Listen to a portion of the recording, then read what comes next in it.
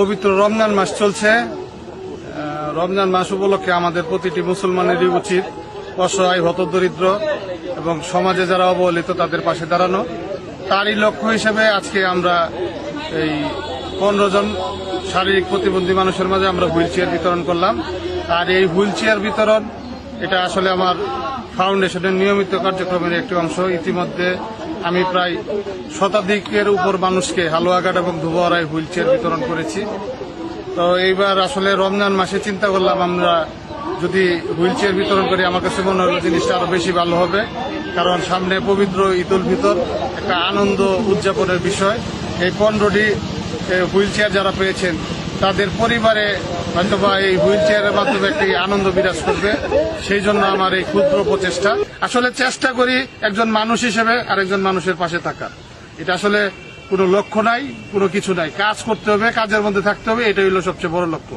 আপনাদের সকলকে ধন্যবাদ জানাই এবং ভবিষ্যতে যেন মানুষের মাঝে থাকতে পারি, সাধারণ মানুষের পাশে থাকতে পারি, অসহায় মানুষের পাশে থাকতে পারি, হালুয়াঘাট ধুবড়া মানুষের পাশে থাকতে পারি, সেই আশাবাদ দেখে আপনাদের সকলের সুস্বাস্থ্য এবং দীর্ঘায়ু কামনা করে আমি আমার কথা শেষ করছি। ধন্যবাদ সকলকে। ময়মনসিংহের হালুয়াঘাট উপজেলায় পবিত্র মাহে রমজানে দরিদ্র অসহায় 15 জন শারীরিক প্রতিবন্ধীর মাঝে হুইল চেয়ার বিতরণ করা হয়েছে। এ উপলক্ষে উপজেলার ম্যাক্সিমুল এগ্রো ফিশারিজে বিতরণ অনুষ্ঠানের আয়োজন করা হয়। এ সময় প্রতিবন্ধী ওই 15টি পরিবারের হাতে হুইল চেয়ার তুলে দেন উপজেলা বিএনপির যুগ্ম আহ্বায়ক ও উমর ফাউন্ডেশনের ব্যবস্থাপনা পরিচালক আলহাজ সালমান উমর রুবেল। এ সময় উপস্থিত ছিলেন উপজেলা বিএনপির যুগ্ম আহ্বায়ক হানিফ মোহাম্মদ শাকিরুল্লাহ, বিএনপি নেতা একলাস উদ্দিন বিএসসি, আনোয়ার হোসেন মেম্বার, আব্দুর রহিম সহ এলাকার গণ্যমান্য ব্যক্তিবর্গ। হুইল চেয়ার পেয়ে আনন্দ প্রকাশ করেন ভুক্তভোগী। রমজান মাসে আমি যদি পাইতাম আমরা দিমুনি ভাই।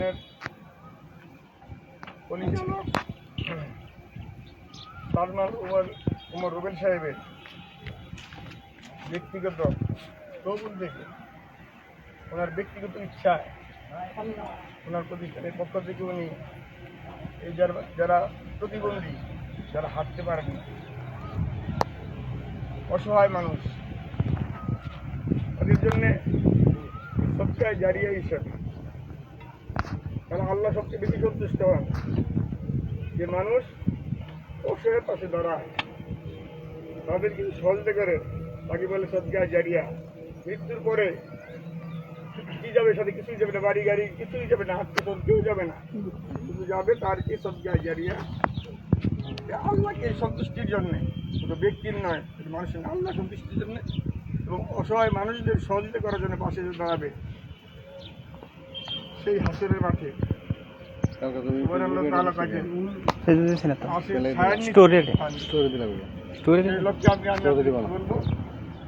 সালমান রুবেল উমর ফাউন্ডেশন এইবারই এই অনুষ্ঠান প্রথম নয়, এই হুইল চেয়ার আর অনেকবার দিয়েছেন এই অসহায় অবুদের মাঝে।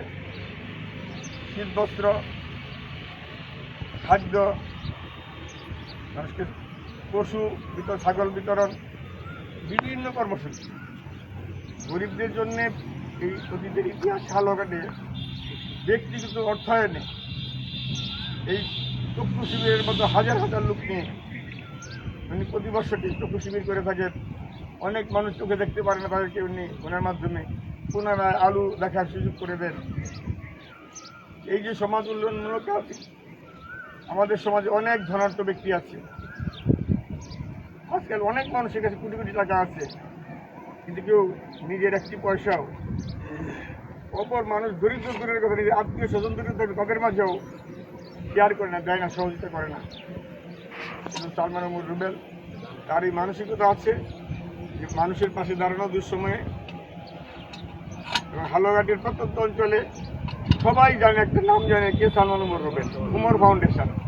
এই উমর ফাউন্ডেশন শব্দটি এটি কিন্তু হালুয়াঘাটের প্রত্যন্ত অঞ্চল এবং ধোয়ারা এই দুই উপজেলার এমনকি ময়মনসিংহ শহরে প্রত্যন্ত অঞ্চলের মানুষও এই উমর ফাউন্ডেশন এবং সালমান উমর রুবেলের নাম দিয়ে সবাই জানেন। এই জন্যে উনি গরিবের মাঝে দান খয়রাত সহযোগিতা করে থাকেন।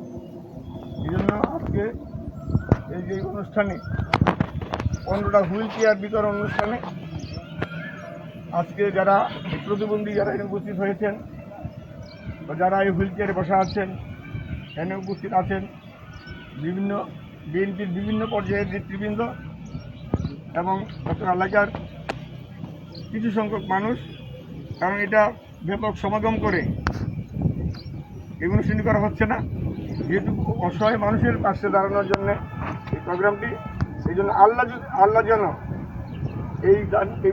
আজকের এই অনুষ্ঠানকে কবুল করে নেন।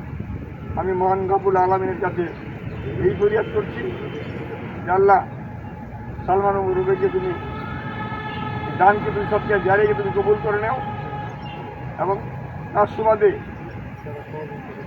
যারা সহযোগিতা আছে এটার সাথে প্রোগ্রামের কাজে যারা সহযোগিতা করছেন, আল্লাহ যেন সবাইকে কবুল করে নেন, তাদের এই শ্রম মেধাকে পরিশ্রমকে সময়টাকে যেন আল্লাহ কবুল করে নেন, এবং তার মৃত পিতা